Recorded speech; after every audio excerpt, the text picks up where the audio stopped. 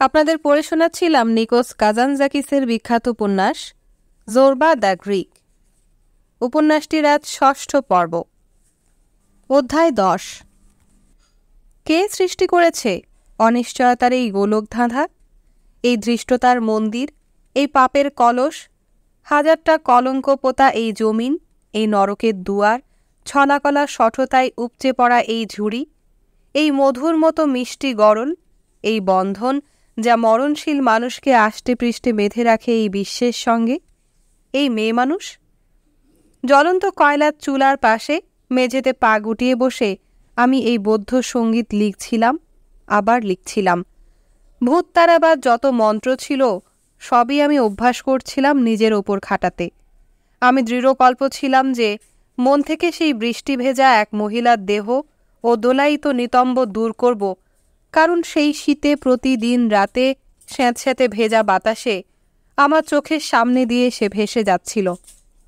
জানি না কিভাবে তা সম্ভব, কিন্তু খনির সুড়ঙ্গ পথ ধসে যাবার পর যখন আমার জীবনই অকালে ঝরে যাচ্ছিল, সেই তখন থেকেই সেই বিধবা আমার রক্তে নাড়া দিতে থাকে। বনো জন্তুর মতো সে ডাক ছাড়ছিল, কখনো প্রবল জৈব তাড়নায়, কখনো তিরস্কারে।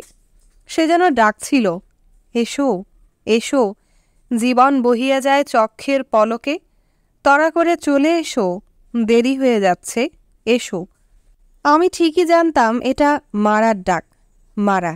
সেই ডাকিনি, মেয়ে মানুষের উচ্চকিত নিতম্ব আর উরুতে যার বাস।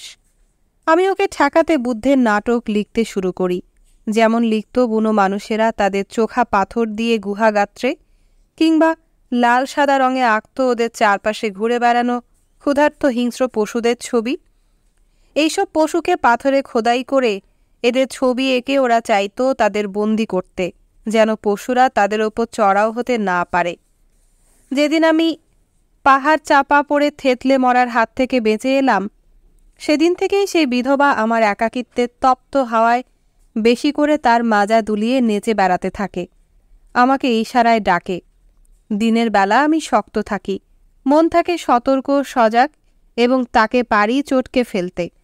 আমি লিখি কত বিচিত্র রূপ ধরে প্ররোচক বুদ্ধের কাছে যায়, কিভাবে সে এক নারীর বেশ ধরে, কিভাবে সে তার পিনোন্নত স্তন চেপে ধরে কৃচ্ছ সাধকের উরুদেশে, তখন কিভাবে বুদ্ধ বিপদ দেখে প্রমাদ গুনেন, শেষে তার সমস্ত শক্তি জড়ো করে দুরাত্মাকে পরাস্ত করেন। তার দেখা দেখি আমিও আমার প্ররোচনাকে উপড়ে ফেলি। এক একটা বাক্য লিখি আর মন থেকে ভারমুক্ত হই। আমার সাহস বাড়ে।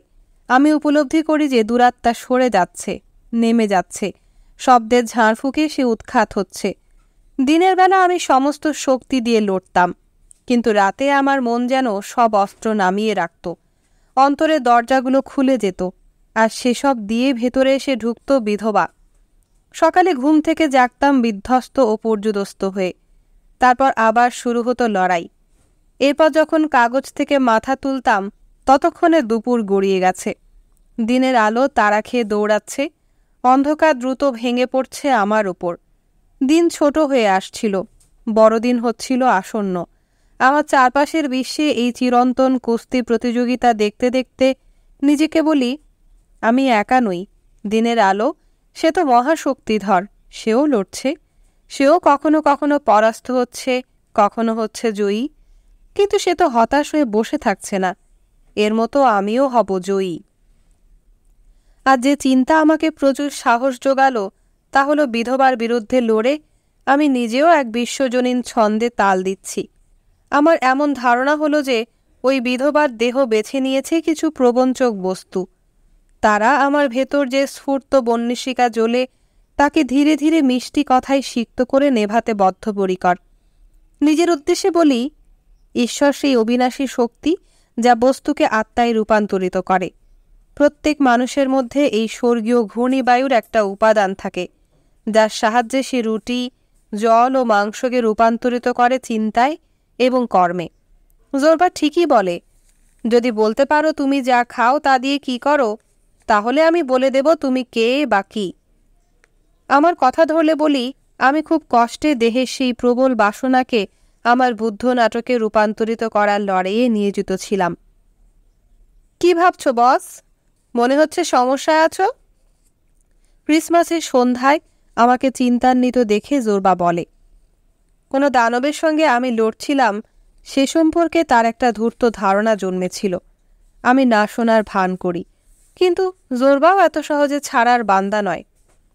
তুমি এখনো যুবক বস, সে বলে, এবং এরপরই তার কণ্ঠে তিক্ত ক্রুদ্ধ ভাব জেগে ওঠে। তুমি যুবক, স্বাস্থ্যবান, খাচ্ছ ভালো, পান করছো ভালো, সমুদ্রের তাজা হাওয়া সেবন করছো, আর এভাবে শক্তি জমিয়ে তুলছ। কিন্তু সেই শক্তি দিয়ে করছোটা কি? তুমি একা ঘুমাও, আর এটাই শক্তির এক দারুণ অপচয়। যাও বাবা, আজ রাতেই যাও ওখানে। হ্যাঁ, বলছি সময় নষ্ট করো না। বস, এই দুনিয়াটা সহজ সরল, কতবার বলবো তোমাকে? সুতরাং সরলকে জটিল করে তুলো না। বুদ্ধের পাণ্ডুলিপি আমার সামনেই খোলা। জোরবার কথা শুনতে শুনতে আমি এর পাতা উল্টাই, আর ভাবি সে তো আমাকে দেখায় এক নিরাপদ প্রশস্ত পথ। ডাকিনী মারা সেই ধূর্ত বেশ্যার দালাল আমাকে ডাকে।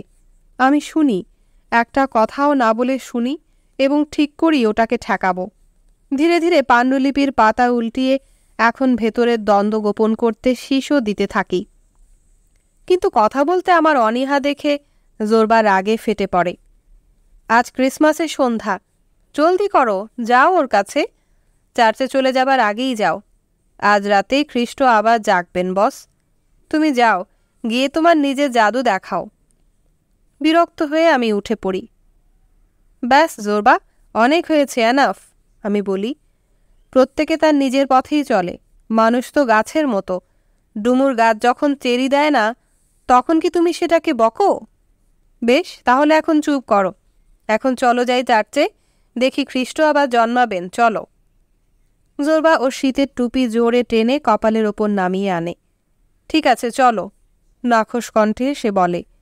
চলো, কিন্তু তোমাকে বলতে চাই যে আজ রাতে যদি ফেরেশতা জিব্রাইলের মতো ওই বিধবার ঘরে যেতে, তো ঈশ্বর অনেক বেশি খুশি হতেন।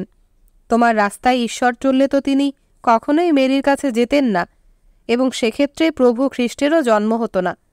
আমাকে যদি জিজ্ঞেস করো ঈশ্বরের পথ কোনটা, তো আমি বলবো মেরির ঘরে পৌঁছায় যে পথ, সেইটা। সেই মেরি এখন এই বেওয়া। সে থামে এবং বৃথায় আমার উত্তরের অপেক্ষা করে। এরপর এক ধাক্কায় দরজা খুলে বের হয়। হাতে ছড়ি দিয়ে রাগে বাড়ি দেয় নুড়ি পাথরগুলোয়। হ্যাঁ হ্যাঁ, যা বললাম, মেরি সেই বেওয়া। একগুঁয়ের মতো সে পুনরাবৃত্তি করতে থাকে।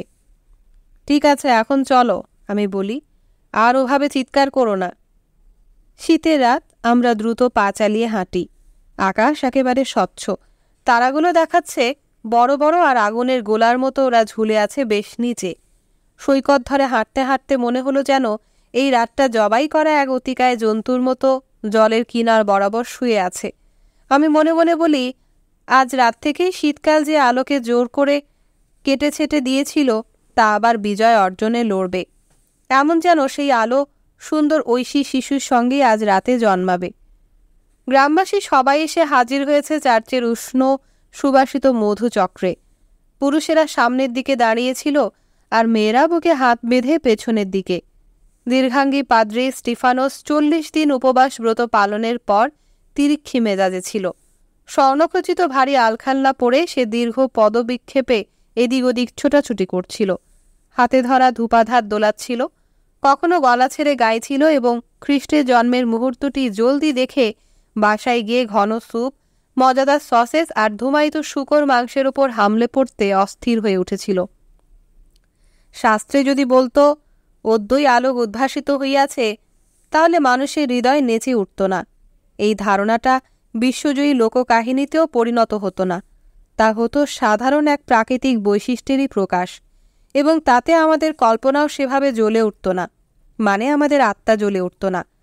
কিন্তু মধ্যশীতে যে আলোটির উদ্ভব ঘটেছিল, তা একটা শিশুতে পরিণত হয়, এবং শিশু হয় ঈশ্বরপুত্র, যে 20 বৎসর ধরে আত্মার স্তনে মুখ চেপে চুপচুপ করে দুধ চুষে খাচ্ছে। শেষ রাতের কিছু পরই এই মরমী অনুষ্ঠান শেষ হয়। খ্রিস্টের পুনর্জন্ম হয়। ক্ষুধার্ত এবং তৃপ্ত গ্রামবাসীরা ভোজ খেতে বাড়ির দিকে ছোটে। সেখানে তারা অবতার যিশুর গভীর রহস্যকে তাদের দেহের পাকস্থলীর গভীরে অনুভব করবে। উদর হচ্ছে শক্ত ভিত, রুটি, মদ, মাংস এগুলো অপরিহার্য প্রাথমিক উপাদান। এসব ছাড়া কোনো ঈশ্বর জন্মান না। চার্চের সাদা গম্বুজের ঊর্ধ্বে নক্ষত্র জ্বলছিল ফেরেশতাদের মতো। আকাশের এক প্রান্ত থেকে অন্য প্রান্তে জর্ডন নদী বহে যাচ্ছিল। আমাদের মাথার ওপর সবুজাভ একটা তারা পান্নার মতো মিটমিট করে জ্বলছিল। আমি একটা দীর্ঘশ্বাস ফেলি। জোরবা আমার দিকে ফেরে। বস, তুমি কি এইটা বিশ্বাস করো? এই যে ঈশ্বর মানুষ হয়ে একটা আস্তাবলে জন্ম নিলেন, তুমি কি বিশ্বাস করো নাকি সবার সঙ্গে প্রতারণা করছো? বলা মুশকিল জোরবা। আমি বিশ্বাস করি না, আবার অবিশ্বাসও করি না। তোমার কি মনে হয়? সত্যি বলতে বস, আমিও হতবুদ্ধি। কি বলবো বলো? যখন ছোট ছিলাম আমার নানি অনেক কেচ্ছা বলতো। সেসবের একটাও আমার বিশ্বাস হতো না। তবু শুনে আবেগে কাঁপতাম, হাসতাম এবং কান্নাও করতাম, যেন ওসব সত্যি বিশ্বাস করছি। এরপর চিবুকে যখন দাড়ি গজালো তখন ওগুলো সব ঝেড়ে ফেললাম এবং সেসব নিয়ে তখন ঠাট্টা মশকরাও করতাম। কিন্তু এখন এই বৃদ্ধ বয়সে মনে হয় নরম হচ্ছি, যেন কোনোভাবে ওসবে বিশ্বাস ফিরে আসছে। মানুষ আসলেই এক রহস্য বস।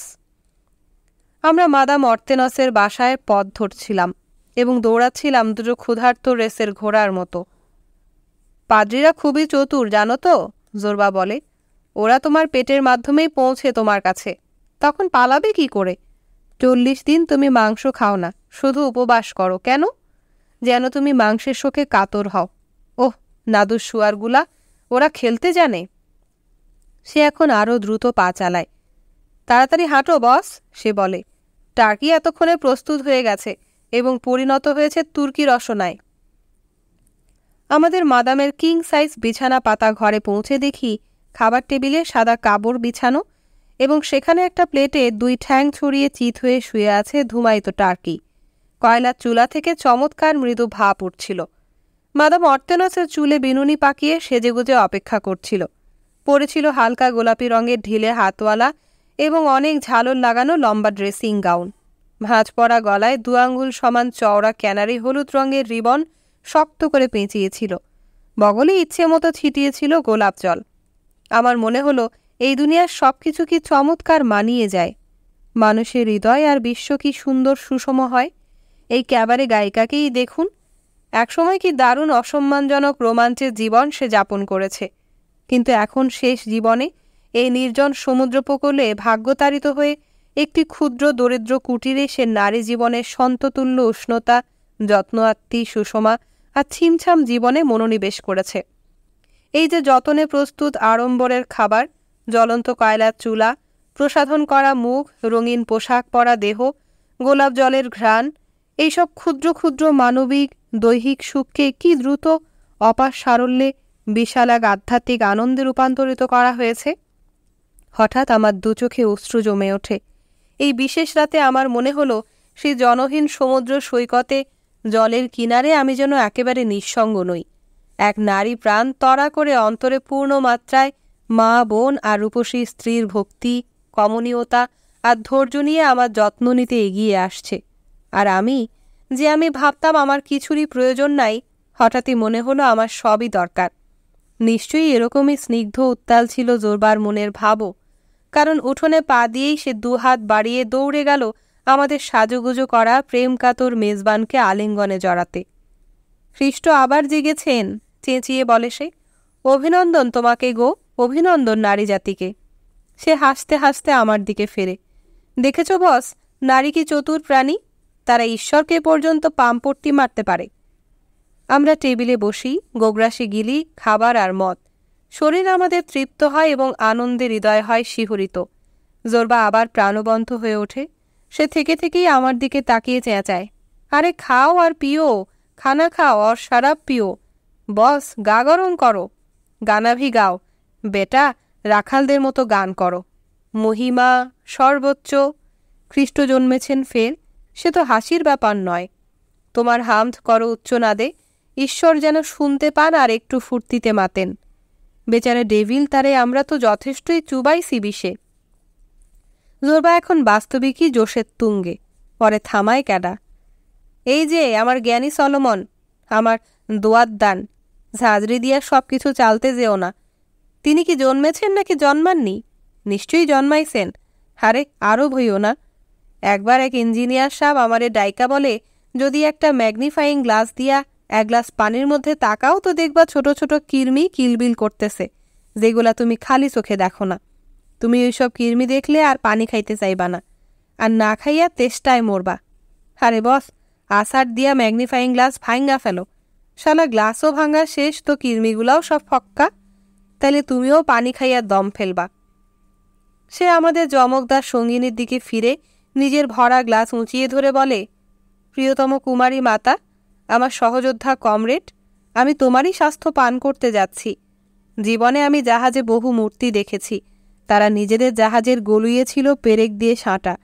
তারা হাতে চেপে রেখেছিল তাদের বুক, আর তাদের গাল আর ঠোঁটে মাখা ছিল লাল রং। সব সাগরে তারা ভেসেছে, সব বন্দরে রোঙ্গর ফেলেছে, আর জাহাজ ভেঙে টুকরো হয়ে গেলে তারা শুকনা জমিনে এসে উঠেছে। এবং জীবনের শেষ দিন পর্যন্ত কাপ্তানরা যে মাল্লাদের শুঁড়িখানায় যায় মদ খেতে, সেসবের দেয়ালে হেলান দিয়ে দাঁড়িয়ে থেকেছে। মাদাম কাপ্তানি, সোনা, আজ রাতে তোমাকে এই সাগরবেলায় দেখে, আর যখন আমার উদর পূর্ণ চমৎকার খাদ্যে আর চক্ষুও গেছে খুলে, আমার মনে হচ্ছে যেন তুমি বড় কোনো জাহাজের সম্মুখ ভাগে বসানো প্রতিমূর্তি, আর তোমার শেষ বন্দরও আমি। প্রিয় বউ বলি না, আমি সেই শুঁড়িখানা যেখানে কাপ্তানরা আসে পান করতে। এসো, আমার শরীরে হেলান দাও, পাল তুলে দাও। আমি এই পুরা গ্লাস পান করি তোমার স্বাস্থ্য কামনায়, আমার প্রিয়তম মৎস্যকন্যা। অভিভূত ও আবেগাপ্লুত হয়ে মাদাম অর্তেনসে কাঁদতে শুরু করে এবং জোরবার কাঁধে মাথা এলিয়ে দেয়।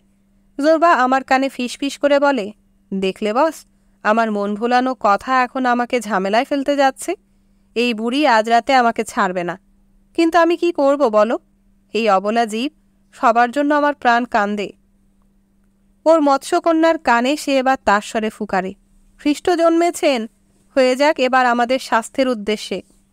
সে মাদামের বাহুর নিচ দিয়ে নিজের একটা হাত চালিয়ে দেয় এবং ওরা বাহু জড়াজড়ি করে রেখে পরস্পরের দিকে আবেগঘন দৃষ্টিতে তাকিয়ে গ্লাস উপুর করে পান করে। যখন আমি এই উষ্ণ ঘর ছেড়ে একা বেরিয়ে ফেরার পথ ধরি, তখন প্রায় ভোর। গ্রামবাসী রাতে যথেষ্ট পানাহার করেছে। এখন পুরো গ্রাম দরজা জানলা বন্ধ করে ঘুমাচ্ছে শীতের বড় বড় নক্ষত্রের নিচে। রাতটা ছিল ঠান্ডা, সমুদ্র গম্ভীর আওয়াজ তুলছিল, পূর্ব আকাশে শুকতারা আটছে ছিল, ফুর্তিতে সিনালের মতো নাচছিল সে। সফিন তরঙ্গের সঙ্গে পা দিয়ে খেলতে খেলতে আমি সৈকত ধরে ফিরছিলাম। যখনই ঢেউগুলো আমার পা স্পর্শ করতে আসে, আমি পালাই। আমার ভালোই লাগছিল, এজন্য মনে মনে বলি, এর নামই তো সুখ। কোনো উচ্চাসা নেই, নেই গোয়ারের মতো খাটা, যেন তোমার কতই না চাওয়া পাওয়ার আছে। আর মানুষের থেকে দূরে থাকা, ওদের যেন প্রয়োজন না হয়, কিন্তু ওদের ভালোবাসা। ক্রিসমাস পর্বের কৃত্যে অংশ নেয়া এবং বেশ জম্পেশ খানাপিনার পর চুপ করে একা একা সমস্ত প্রলোভনের ফাঁদ এড়িয়ে কেটে পড়া। তখন মাথার ওপর থাকবে কেবল তারাভরা আকাশ, আর বামে থাকবে ভূখণ্ড, আর ডানে অপার জলধি। আর তখন সহসাই অন্তরের গভীরে উপলব্ধি করবে যে জীবন তোমার শেষ অর্জন নিয়ে তোমার হৃদয়ে এসে হয়ে গেছে এক রূপকথার গল্প। দিন আসছিল যাচ্ছিল, আমি সাহস সঞ্চয়ের চেষ্টা করি, হইহুল্লোর চেঁচামেচি করে নিজেকে উৎফুল্ল রাখার চেষ্টা করি, কিন্তু অন্তরের অন্তঃস্থলে জানতাম যে আমি নিরাশ। বড়দিনের ওই পুরো সপ্তাহে নানা স্মৃতি জাগে এবং আমার বুক ভরে ওঠে দূরের সঙ্গীতে এবং প্রিয়জনের স্মৃতিতে। প্রাচীন রূপকথার গল্পে বলে, মানুষের হৃদয় এক রক্তভরা ডোবা, তারই সত্য যেন আমি আবার অনুভব করি। প্রিয়জন যারা গতায়ু, তারা ওই ডোবার কিনারে গিয়ে উপুর হয়ে রক্তপান করার জন্য যেন আবার তারা জীবনে ফিরতে পারে। যত বেশি প্রিয় যে জন, সে আপনার রক্তের হিস্সা তত বেশি পেতে চায়। নববর্ষের সন্ধ্যা। গ্রামের বালক দল বড় একটা কাগজের নৌকা বানিয়ে শোরগোল করতে করতে আসে আমাদের ছাপরা ঘরে। ওরা গাইতে শুরু করে নববর্ষের ক্যারল। তীক্ষ্ণ উৎফুল্ল কণ্ঠে ওরা গায়। সিজারিয়া থেকে আসিল সন্তু বাসিল, সেও তো এক পণ্ডিত লোক, হাতে কালি ও কাগজ ছিল। গাঢ় নীল সাগরের ধারে ক্রিটের এই সৈকতে সে এসে দাঁড়ায় জোরবার। আমার ও আমাদের অস্তিত্বহীন মহীয়সী রমণীর সম্মানে গীত রচনা করতে। আমি কথাটি না বলে শুনতে থাকি। অনুভব করি যেন একটা বছর আমার হৃদয়ের একটা খণ্ড যেন বোটা শুদ্ধ ছিঁড়ে গেল, আর আমি অন্ধকার গহ্বরের দিকে যেন আরেক কদম এগিয়ে গেলাম। কি হলো বস? বাচ্চাদের সঙ্গে সে এতক্ষণ গাইছিল ছোট একটা ড্রাম বাজিয়ে। আমাকে সে জিজ্ঞেস করে, কি হয়েছে বন্ধু, তোমাকে ফ্যাকাশে আর বুড়ো দেখাচ্ছে? আমাকে দেখো, নতুন বছর এলে আমি আবার বালক হয়ে যাই। আমার পুনর্জন্ম ঘটে খ্রিস্টের মতো। তিনি যেমন প্রতি বছর জন্মেন, তেমনি আমারও জন্ম হয় নতুন করে। আমি বিছানায় শুয়ে চোখ বন্ধ করি। আজ রাতে আমার ভেতরে কি যেন হচ্ছিল। কথা বলার মতো অবস্থা ছিল না। ঘুম আসে না। মনে হলো যেন এই রাতেই আমার সারা জীবনের খতিয়ান দিতে হবে। একটা দুর্বোধ্য স্বপ্নের মতো জীবন আমার সামনে এসে দাঁড়ালো এলোমেলো অবস্থায়। আমি এর দিকে তাকিয়ে থাকি হতাশ চিত্তে। পাহাড়ের চূড়া থেকে বায়ুরা যেমন তুলট মেঘখণ্ডকে আক্রমণ করে ছিন্ন ভিন্ন করে দেয়, তেমনি মনে হলো আমারও জীবন অনবরত বিপর্যস্ত হয়েছে। তার চেহারাও পাল্টে গেছে। একবার জোড়া লেগেছে তো মুহূর্তে আবার ছিঁড়ে কুটে গেছে এবং আবার একত্রিত হয়েছে।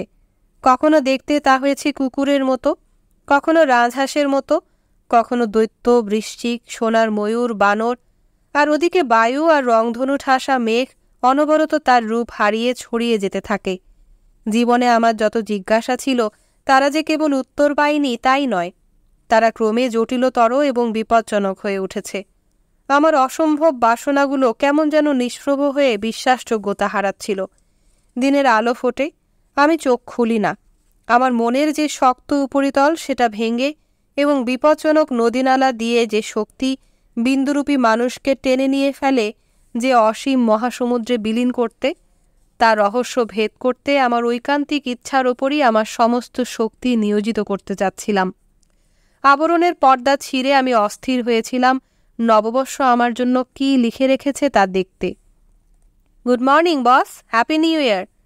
জোরবার কণ্ঠস্বর আমাকে একেবারে হিঁচড়ে নামিয়ে আনলো পৃথিবীতে। আমি ঠিক তখনই চোখ খুললাম যখন জোরবার ছাপড়া ঘরের দুয়ার পথে একটা বিরাট আনাজ ছুঁড়ে ফেলছিল। এর বিচিগুলো একেবারে লাল রুবির মতো। অনেকগুলো ছিটকে এলো আমার বিছানা পর্যন্ত। আমি কয়েকটা দানা তুলে খেয়ে গলায় বেশ আরাম বোধ করলাম। ফুরফুরে মেজাজে জোরবা বলে, আশা করি আমাদের প্রচুর লাভ হবে, স্বাস্থ্য সম্পদ হবে, সুন্দরী মেয়ে জুটবে আমাদের সঙ্গে পালিয়ে যাওয়ার জন্য। দেখি সে প্রক্ষালন করেছে, দাড়ি কামিয়েছে এবং ওর সেরা জামা কাপড়গুলোই পরেছে। সবুজ সুতির প্যান্ট এবং তাঁতের মোটা কোট, যার ওপর পড়েছে আবক্ষ এক কোটি, ছাগলের চামড়ার। রাসান 3 কোনা টুপিটা মাথার দিকে গোঁফে একটা মোচড়ও দিয়েছে। বস, আমি আমাদের ব্যবসা প্রতিষ্ঠানের প্রতিনিধি হিসেবে আজ চার্চে যেতে চাই। ওরা আমাদের ফ্রি ম্যাসন বা কোনো গুপ্ত সংঘের সদস্য না মনে করে, সেজন্যই কোম্পানির স্বার্থে আমার যাওয়া উচিত। এতে আমার হারাবার কিছু নেই, বরং দিনটা যাবে ভালো।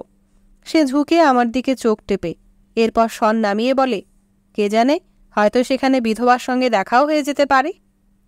হো গড, কোম্পানির স্বার্থ আর বিধবা জোরবার মনে অবিচ্ছেদ্যভাবে মিলেছে দেখছি। কানে আসে তার অপশ্রিয়মান চটুল চরণধ্বনি। আমি লাফ দিয়ে উঠে বসি। যে জাদুজালে আটকে ছিলাম তা দূর হয়ে গেছে। আমার আত্মা আবার নতুন করে মাংসের খাঁচায় বন্দী হয়েছে। আমি কাপড় চোপড় পরে বালুতটে তরঙ্গের কিনার ধরে দ্রুত হাঁটি। মনে বেশ ফুর্তি বোধ করি, এমন যেন কোনো পাপ বা বিপদ থেকে রক্ষা পেয়েছি। সকালবেলা ভবিষ্যতের ঘরে উঁকি দিয়ে আগেভাগেই ভবিতব্য জানার যে অর্বাচীন স্বাদ জেগে উঠেছিল, তা হঠাৎ আমার কাছে রীতিমতো ভ্রষ্টাচার বলে মনে হলো। মনে পড়ে একদিন ভোরবেলায় একটা পাইন গাছের বাকলে একটা প্রজাপতির শুঁয়োপোকা দেখেছিলাম।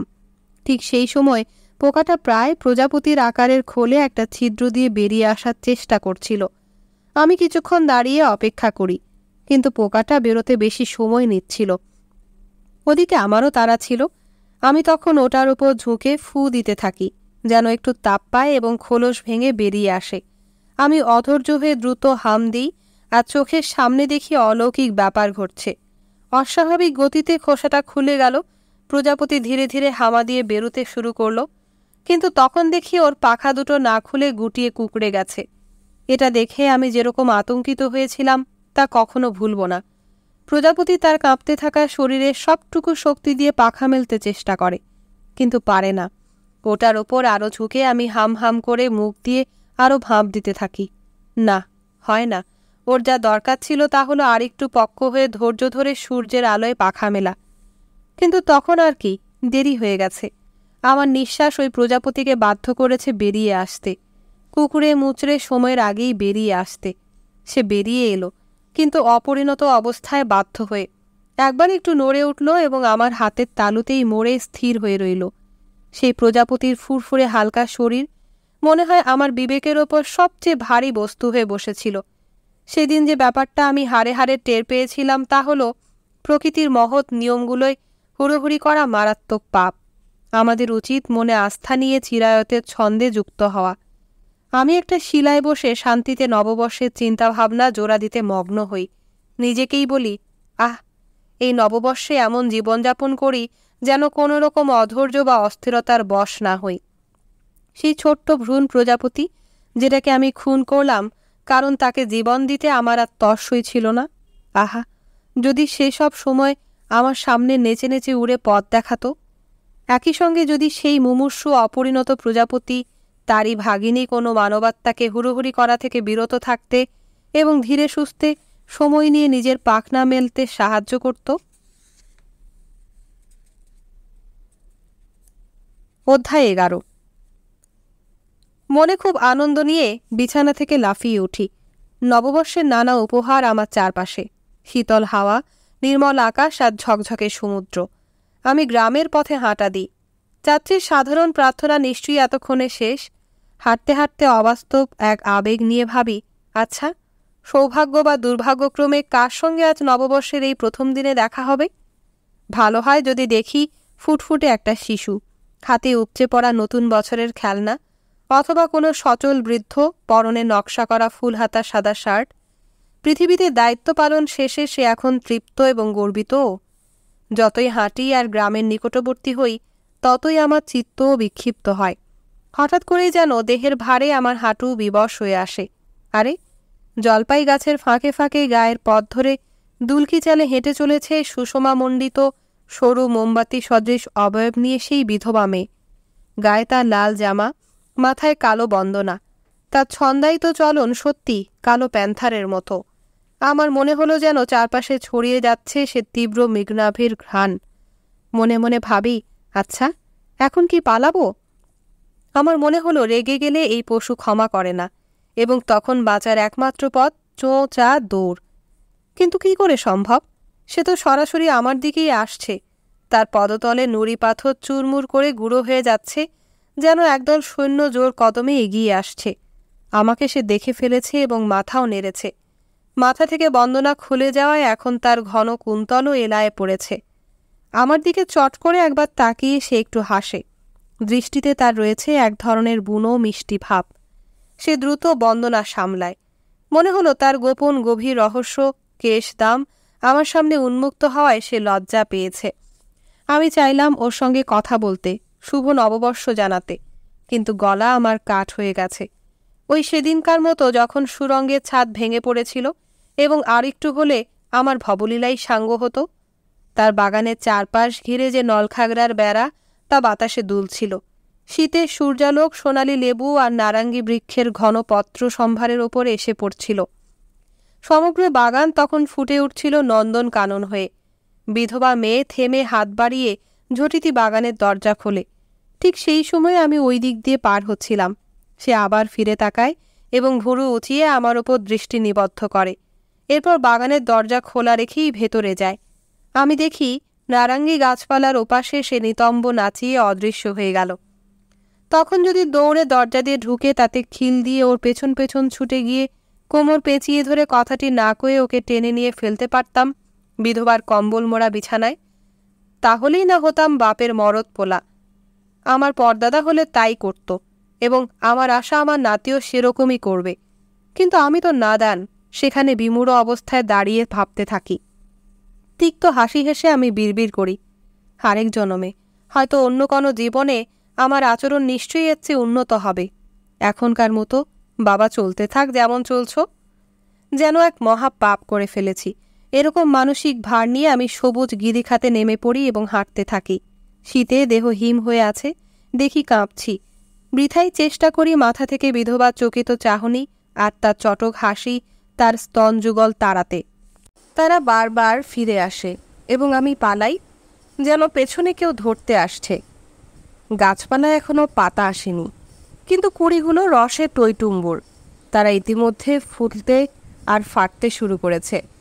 প্রত্যেক কুড়িতে আপনি নবীন পল্লব, ফুল, অনাগত মিষ্টি ফলের উপস্থিতি টের পান পিটা পাইয়ের মতো। ওরা অপেক্ষায় আছে কখন আলোর স্পর্শে ফেটে পড়বে। মধ্যশীতের কন্দরে বসন্তের জাদু রাত দিন বোনা হচ্ছে। শুকনো বাকলের নিচে তা নীরবে গোপনে কাজ করছে। হঠাৎ আমি আনন্দে চিৎকার করে উঠি। আমার সামনে একটা বিচ্ছিন্ন নিচু জমিতে এক সাহসী কাঠবাদামের গাছ এই মধ্যশীত ফুলে ভরে উঠেছে, যেন সে অন্য সব গাছপালাকে পথ দেখাচ্ছে আর বসন্তের আগমন ঘোষণা করছে। দম বন্ধ হওয়া যে যাতনা আমার বুকে চেপেছিল তা এখন সরে যায়। এটাই আমি চাচ্ছিলাম। লম্বা একটা নিঃশ্বাসের সঙ্গে এই ফুলের কিছুটা ঝাঁঝালো গন্ধ টানি। রাস্তা থেকে নেমে এখন খুবানি গাছটার পুষ্পশোভিত শাখার নিচে অনেকক্ষণ বসে থাকি। ভাবি না কিছুই, সহজ ছন্দে সুখ অনুভব করি। মনে হলো যেন এটাই চিরায়ত কাল এবং আমি বসে রয়েছি নন্দনকাননে পুষ্পিত এক অমর বৃক্ষতলে। তখন হঠাৎ করেই এক ক্ষুব্ধ হেড়ে গলায় আওয়াজে আমি স্বর্গচ্যুত হই। ওহো বস, এই খাতের গর্তে বসে কি করছো? আমি তো দুনিয়া ঘুরে বেড়াচ্ছি। বাজে প্রায় 12টা, চলো যাই। কোথায়? কোথায় তুমি জিগাও কোথায়? মাদাম দুগ্ধপোষ্য শুকর শাবকের ওখানে। তোমার কি খিদা লাগেনি? চুলা থেকে এতক্ষণে শুকরছানা রোস্ট হয়ে বেরিয়েছে। কি দারুণ ঘ্রাণ, নাকে মোচড় দেয়। চলো যাই। আমি উঠি, কাঠবাদামের খসখসে কাণ্ডে হাত বোলাই। কত রহস্যই না জানে এই গাছ, নইলে এই সময় এমন পুষ্পপর্ণে পরিপূর্ণ। হালকা পায়ে জোরবার সামনে হাঁটে। ক্ষুধায় প্রাণ প্রাচুর্যে টকবক করছে।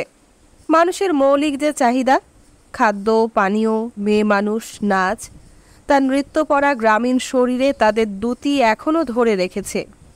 জোরবার হাতে গোলাপি কাগজে মোড়া এবং সোনালি ফিতে বাঁধা একটা কিছু ছিল। কি নববর্ষের উপহার? আমি জিজ্ঞেস করি। আবেগ আড়াল করতে জোরবা হাসে। না, মানে ও যেন কোনো নালিশ না করতে পারে সেই জন্য আর কি। বেচারা। আমার দিকে না তাকিয়েই বলে সে, এটা পেলে তার অতীত জমকের কথা মনে পড়বে। হাজার হলেও মেয়ে মানুষ তো। কি বলিনি সে কথা? এমন জিভ, সবসময় প্যান প্যান প্যান প্যান। এটা কি ছবি তোমার রে বাজি? দেখবে, চলো, এত উতলা হও না, দেখবে আমি নিজেই বানিয়েছি। এখন বরং পা চালাও। দুপুরের সূর্যটা এমন যে তা আপনার হাড়গোড়কে পর্যন্ত আনন্দ দেয়। সাগরও সূর্য তাপে শরীর তাতিয়ে নিচ্ছিল। দূরে ছোট্ট একটা দ্বীপ, পুরোটা হালকা কুয়াশার কারুকাজে মোড়া। দেখে মনে হচ্ছিল যেন সমুদ্র থেকে আপনিই উঠে এখন পাল তুলে ভেসে চলেছে। আমরা গ্রামে পৌঁছি। জোরবা আমার কাছে এসে স্বর নামিয়ে বলে, জানো বস, গির্জায় মূল গায়কের পাশে আমি দাঁড়িয়েছিলাম। তখন জানো কে গিয়েছিল চার্চে? দেখি হঠাৎ পবিত্র বিগ্রহগুলো জ্বলে উঠল। খ্রিস্ট, পবিত্র কুমারী, বার সাহাবা সবাই ঝলমল করে ওঠে।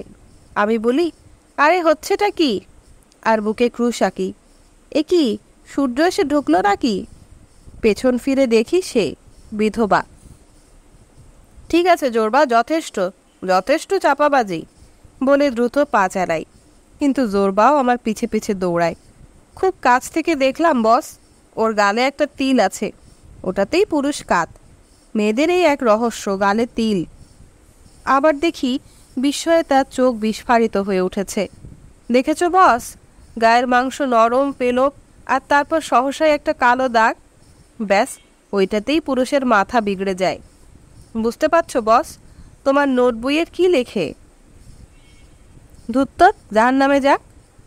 জোরবা খুশিতে হাসে। আহা, তুমি মনে হয় কুসকুস মালুম করতে পারছ।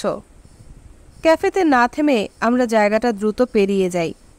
আমাদের মহিষী মহিলা চুলোয় একটা শুকর শাবক রেঁধে এখন দরজার বাইরে দাঁড়িয়ে আমাদের জন্য অপেক্ষা করছিল। দেখি গলায় আবার সেই ক্যানারি হলুদ রিবন পড়েছে। পুরো করে পাউডার মাখা মুখ, লাল চেরি রঙের প্লাস্টার করা ঠোঁট, রীতিমতো ভীতিকর সাজ। মনে হলো আমাদের দেখেই তার শরীরের মাংসপেশি খুশিতে নেচে উঠল। মাথার কোটরে বসানো চোখ দুটো দুষ্টুমিতে কিছুক্ষণ নেচে শেষে জোরবার পাকানো গোফে এসে আটকে পড়ে। আর জোরবার কথা ধরলে সে বাইরের দরজা বন্ধ হবার সাথে সাথেই ওর কোমর পেঁচিয়ে ধরেছে। শুভ নববর্ষ বুবুলিনা প্রিয়, দেখো তোমার জন্য কি এনেছি বলে সে ওর থ্যাবড়া কোঁচকানো গলায় চুমু খায়। বুড়ো মোহিনী সাগর সাইরেন একটু সুরসুরি পায়, তবে একেবারে বিগলিত হয় না। ওর চোখ দুটো আটকে ছিল উপহারের ওপর। খাবলে ধরে, সোনালি ফিতে খোলে, ভেতরে একবার দেখে এবং একটা হর্ষধ্বনি ছাড়ে। জিনিসটা দেখতে আমিও ঝুঁকি। মোটা একটা কার্ডবোর্ডে শয়তান জোরবাটা 4 রঙে, হলুদ, বাদামি, ধূসর আর কালো, এই 4 রঙে এঁকেছে বড় বড় 4টে যুদ্ধ জাহাজ। সেগুলো সাজিয়েছে পতাকায় এবং ভাসিয়েছে গোলাপি পিঙ্গল সমুদ্রে। জাহাজগুলোর সামনে ঢেউয়ের ওপর চিত হয়ে ভাসছে সাদা রঙের নগ্ন এক কুহকিনী রমণী। সে তো মৎস্যকন্যা, মাদাম মর্তেনসে। বাতাসে তার চুল উঠছে, স্তনযুগল ঊর্ধ্বমুখী এবং নিম্নাঙ্গে পেঁচানো মিন পুচ্ছ, এবং গলায় একটা হলুদ রিবন। তার হাতে 4টে দরাদরি এবং সে 4 যুদ্ধ জাহাজকে, ইংল্যান্ড, রাশিয়া, ফ্রান্স, ইতালি, 4 দেশের পতাকাবাহিত 4 যুদ্ধ জাহাজকে নাকে দড়ি দিয়ে টেনে নিয়ে যাচ্ছে। ছবিটার 4 কোণায় ঝুলছে 4 গাছি দাড়ি, সোনালি, বাদামি, ধূসর আর কুচকুচে কালো। বৃদ্ধা সাইরেন মুহূর্তে ধরে ফেলে ছবির শানে নজুল। আমি মৎস্যকন্যার দিকে দেখিয়ে সে বেশ গর্ব করে বলে। এরপর একটা দীর্ঘশ্বাস ফেলে। আহ, এককালে আমারও দিন ছিল। তার বিছানার মাথায় টিয়া পাখির খাঁচার কাছে ছোট গোলাকার একটা আয়না ছিল। সেটা নামিয়ে সেখানে সে জোরবার আঁকা ছবিটা রাখে। ওর পুরোপুরে দেয়া প্রসাধনের নিচে এখন তার মুখ নিশ্চয়ই দুধের মতো সাদা হয়ে গিয়েছিল। ইতিমধ্যে জোরবার রান্নাঘরে চলে গেছে। সে ছিল ক্ষুধার্ত। শুকর ছানার ট্রেটা ওভেন থেকে বের করে একটা মদের বোতল নিয়ে টেবিলে বসে সে 3 গ্লাসে মদ ঢালে। আর এসো এসো, বসে যাও, হাতে তালি দিয়ে সে চেঁচায়। তল থেকেই, অর্থাৎ উদর দিয়েই শুরু করা যাক। এরপর প্রিয় বুবুলিনা, আমরা আরও নিচের দিকে নামব। কিন্তু বুড়ো মৎস্যকন্যার ঘন ঘন দীর্ঘশ্বাসে পরিস্থিতি বিনষ্ট হতে বসে। প্রত্যেক নতুন বছরে তারও এক নিজস্ব ছোট দ্বিতীয় আগমন ঘটে। সে পেছন ফিরে চায়, হিসাব নিকাশ করে এবং দেখে কি পায়নি তার হিসাব মেলায়। কত শহর, রেশমি পাতলুন, শ্যাম্পেন, সুবাসিত শ্বশ্রুরাজি। তার ওই প্রায় টেকো মাথায় সমাধি থেকে উঠে এসে এখন নিশ্চয়ই আওয়াজ দিতে শুরু করেছে। আমার খিদা নাই, আহ্লাদি স্বরে সে জানায়। নাই, খিদা নাই। চুলার সামনে হাঁটু গেড়ে বসে সে তপ্ত কয়লা খোঁচায়। তার ঝুলে পড়া গালে আগুনের আভা প্রতিফলিত হয়। তার ভুরুর ওপর থেকে একটা চুল ঝুলে পড়ে আগুনের ওপর পুড়ে যায়। পোড়া চুলের বিবমিশা জাগানো গন্ধ কিছুক্ষণ ঘরের বাতাসে ভেসে থাকে। ওর দিকে আমরা তেমন খেয়াল করছি না দেখে সে আবার বলে, আমি তো খাবো না, আমি খাইতে পারবো না। জোরবার রেগে মেগে ওর মুঠ পাকায়। মুহূর্তকাল কি করবে বুঝতে পারে না।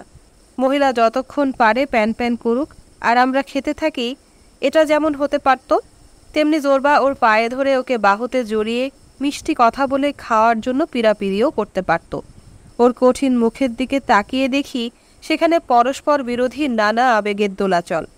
হঠাৎ করেই তার মুখের এইসব দান্দিক আবেগের সুরাহা হলে সে একটা সিদ্ধান্তে আসে। মোহিনী সাইরেনের পাশে সে হাঁটু গেড়ে বসে তার জানোদেশ চেপে ধরে।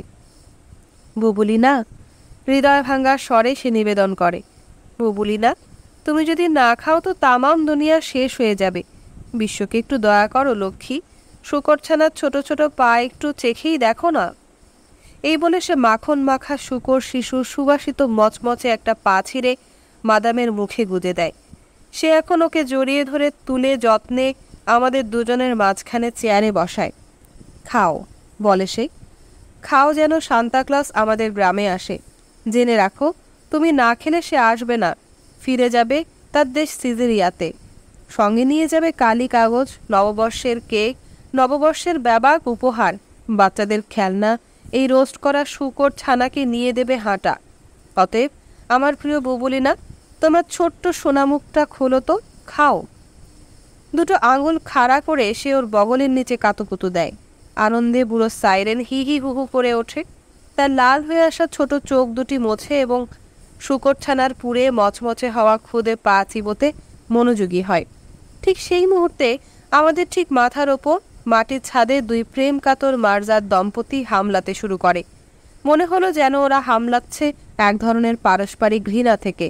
ওদের স্বর উঠছে, নামছে, আক্রমণাত্মক হচ্ছে। হঠাৎ শুনতে পাই ওরা যেন মত্ত হয়ে ছাদে গড়াগড়ি খাচ্ছে, পরস্পরকে খামচে ছিঁড়ে ফেলতে চাইছে। বৃদ্ধা সাইরেনের দিকে চোখ টিপে জোরবা ডাকে, মিয়াও মিয়াও। সে হেসে টেবিলের তল দিয়ে জোরবার হাতে চাপ দেয়। ওর গলা এখন স্বাভাবিক হয়ে এসেছে। বেশ ক্ষুধা নিয়ে সে এখন আহারে মনোনিবেশ করে। ওদিকে সূর্য গড়িয়েছে, তার আলো ছোট জানলা দিয়ে এসে পড়েছে আমাদের মাদামের পদযুগলে। বোতল খালি হয়ে গেছে। বলে বেড়ালের মতো জোরবা ওর গোফ জোড়া দুই কোণ পাকিয়ে তার মাদি প্রজাতির কাছে ঘেঁষে। মাদাম অর্তেনসে তার মাথা নিজের দুই কাঁধের মাঝামাঝি গুজেছিল। এখন জোরবার তপ্ত মোদির নিঃশ্বাস তার মুখে পড়লে তার রোম খাড়া হয়ে ওঠে। জোরবা আমার দিকে মুখ ফিরিয়ে বলে, এখন বলো বস, এই যে আরেক রহস্য, এটা কি? আমার কাছে তো সবই এখন গোলমেলে মনে হচ্ছে। শুনেছি যখন বাচ্চা ছিলাম তখন আমাকে দেখতে নাকি মনে হতো এক বামন বুড়া। বুদ্ধিশুদ্ধি ছিল কম, কথাও বলতাম কম, কিন্তু ছিল মোটা খ্যাসখ্যাসে গলা। লোকে বলতো আমি নাকি দেখতে হয়েছিলাম আমার দাদুর মতো। কিন্তু বয়স বাড়ার সাথে সাথে আমি হালকা হতে থাকি। 20 বছরে পড়তেই আমি যাচ্ছে তাই শুরু করি। ওহ না, তেমন কিছু নয়।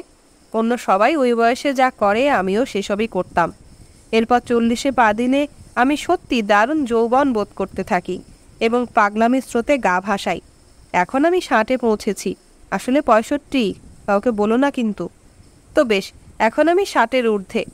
কিভাবে এটা ব্যাখ্যা করবে বস? সত্যি বলতে বিশ্বকে এখনও আমার বেশ ছোটই মনে হয়। সে গ্লাস উঁচিয়ে ধরে ফেলে তার মেয়ে মানুষের দিকে এবং মাদকাপ্লুত কণ্ঠে বলে, তোমার সুস্বাস্থ্য হোক মহিয়সী। ঈশ্বর চান তো এবছর তোমার 2-4টে নতুন দাঁত গজাক এবং সেই সঙ্গে দুটো নিটল চোখা ভুরু আর মর্মর ধবল ত্বক। আর তুমি যেন গলায় পেঁচানো ওই জঘন্য রিবন থেকেও মুক্তি লাভ করো। আর ক্রিটে যেন আরেকটা বিপ্লব ঘটে এবং 4 পরাশক্তি এসে আবার জাহাজ ফেরায়। বুবুলি না প্রিয় আমার, ওদের রণতরীর সঙ্গে, এবং প্রত্যেক নৌবহরে থাকে যেন একজন নাভরাকোস অ্যাডমিরাল এবং প্রত্যেক অ্যাডমিরালের থাকে যেন সুবাসিত পাকানো গুমফোরাজি। আর আমার মনোমোহিনী সাইরেন, তুমি যেন আরেকবার উত্থিত হও সফেন তরঙ্গ থেকে এবং উফ, যথেষ্ট হয়েছে, হ্যাঁ, এবং গাইতে শুরু করো। আর জাহাজগুলো যেন এই 2 বর্তুলাকার আদিম পাথরের গায়ে আছড়ে পড়ে ভেঙে খান খান হয়ে যায়। এই বলে জোরবা মাদামের শুষ্ক নেতানো স্তনযুগলে তার বিশাল থাবা স্থাপন করে। জোরবা আবার খুব প্রাণবন্ত হয়ে উঠেছিল। কাম বাসনায় ওর কণ্ঠস্বর এখন খ্যাসখ্যাসে। একবার সিনেমায় এক তুর্কি পাশাকে দেখেছিলাম। সে প্যারিসের ক্যাবারেতে গিয়ে খুব রঙ্গরস করছিল। তার কোলে বসিয়েছিল সোনালি চুলের মোদির এক যুবতী সেলস গার্লকে। পাশা ক্রমেই উত্তেজিত হয়ে উঠছিল। ওর ফেস টুপির টাসেলটা নেতানো অবস্থা থেকে ক্রমে খাড়া হয়ে থাকে। মাঝামাঝি গিয়ে সেটা একবার থামে, এরপর হঠাৎই চটাং করে একেবারে উল্লম্ব অবস্থায় চলে যায়। মুচকে মুচকে হাসছ কেন বস? জোরবা জিজ্ঞেস করে। মাদাম তখনও জোরবার কথাতেই পূর্ণ মনোসংযোগ করেছিল। ওহো জোরবা ডার্লিং, এও সম্ভব? যৌবান চলে গেলে তো আর ফেরে না, একেবারেই চলে যায়। জোরবা ওর আরও কাছে ঘেঁষে। দুটো চেয়ার এখন ঠোকাঠুকি করে। শোনো প্রিয় বুবুলিনা আমার, সে বলে এবং একই সঙ্গে ব্লাউজের 3য় এবং আসল বোতামটা খোলার চেষ্টা করতে থাকে। শোনো, এরপর তোমাকে যে দারুণ উপহারটা দেব সে সম্পর্কে বলি। শোনো, একজন নতুন ডাক্তার এসেছে। লোকে বলে সে নাকি অলৌকিক সব কাণ্ড ঘটায়। কি এক ধরনের দাওয়াই দেয়, জোলাব না পাউডার কি জানি, কেমনে হয়।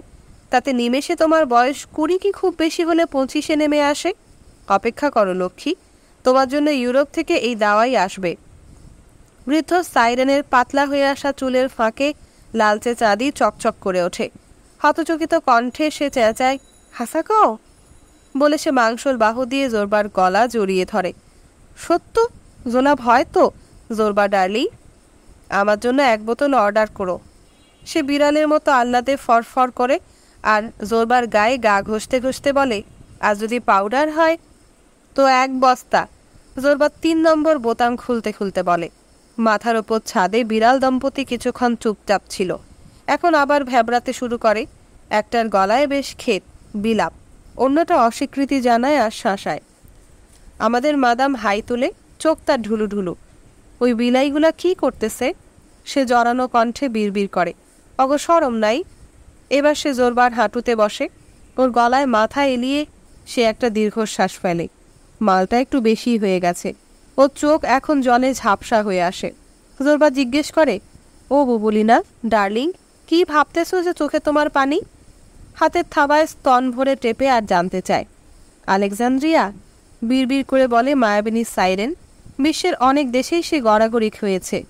আলেকজান্দ্রিয়া, বৈরুরতুত, কনস্ট্যান্টিনোপল, তুর্কি, আরব, শরবত, সোনালি জরির স্যান্ডেল, ফেস টুপি। সে লম্বা করে আরেকটা শ্বাস ছাড়ে। যে রাতে আলিবে আমার সঙ্গে থাকলো, বাসরে কি গোফ, কি ভুরো, কি পুরুষ্ট বাহু! আমার উঠানে সে ক্ল্যারিনে টাম্বুর বাজাতো ভোর হওয়া পর্যন্ত। প্রতিবেশীরা রেগে কাই হতো, বলতো, ওই যে আলিবে আবার আইছে মাদামের কাছে, আবার আইছে। এরপর কনস্ট্যান্টিনোপলে সুলেমান পাশা আমারে শুক্রবার বাড়াইতেই দিত না। ভয় আসিল সুলতান জুম্মার নামাজে যাওয়ার সময় দেখা আমার রূপে মুগ্ধ হইয়া তুইলা নিয়া ফেলবো তার হেরেমে। প্রতিদিন সকালে বাইরে যাওয়ার সময় পাশার 3 ধাপ ছিঁড়ে দরজায় পাহারা দিতে রাখত, যেন কোনো মরদ ধারে কাছে না আসে। ওহরে আমার দুষ্টু সুলেমান! মাথার বন্দনা খামচে ধরে সে তাতে কামড় দেয় আর কাছিমের মতো ফোঁস আওয়াজ ছাড়ে। জোরবা এখন ওর ভারমুক্ত হতে ওকে পাশে চেয়ারে বসায় আর বিরক্ত হয়ে উঠে দাঁড়ায়। ইতস্তত 2-4 কদম হাঁটে এবং বড় বড় শ্বাসও নেয়। হঠাৎ যেন ঘরটা ওর জন্য শ্বাসরুদ্ধকর হয়ে উঠেছে। ছড়িটা তুলে নিয়ে দৌড়ে বাইরে যায়।